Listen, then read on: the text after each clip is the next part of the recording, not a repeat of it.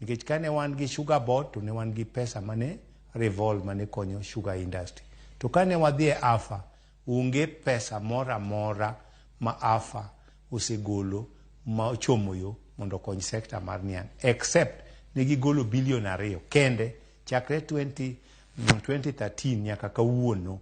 2 billion kende ma gisegolo, to 2 billion gi be ok gimiyo jopur mondo purgo niang', gimiyo kambe ariyo kende. Ne gimiyo Butale, to gimiyo West Kenya, to kod Transmara kende ma gipogo ne $1 billion. To king'iyo midhiero ma wan go kata nok mar niang' ma wan go gi ekas ma nono sani madwaro mondo pur manyien mondo kete niang', dwaro a total of 60 billion for cane development, nikech puro, buso, baro, gimbego mipidhe okoyoto pek. E umiyo kambe gi be kane nigi obuso mobaro, to in between okoso fertilizer mamondo oole puodho for top dressing. Kambe gi be ne konyowa. Kambe gi be sama wuoyo kuni mane konyowa gen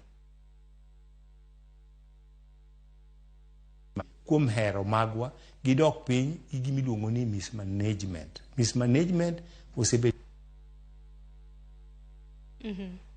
kata Sony osebedo gi mismanagement nyaka Nzoia. Sirkal timo audit every time and then manyisi ni pesa marom kama okotiyud kumutie makare. To mondo kaw pati kata thuolo mondo jogi otere do mondo yud adiera poko onyago lemo nyaka kawuono. Omiyo koso chike mag niang' ana sebede front line kendo kata juma mokadho nyocha Nairobi kwarado gi parliamentary committee. The sugar bill iluongo ni wango bill sani 2023 nyocha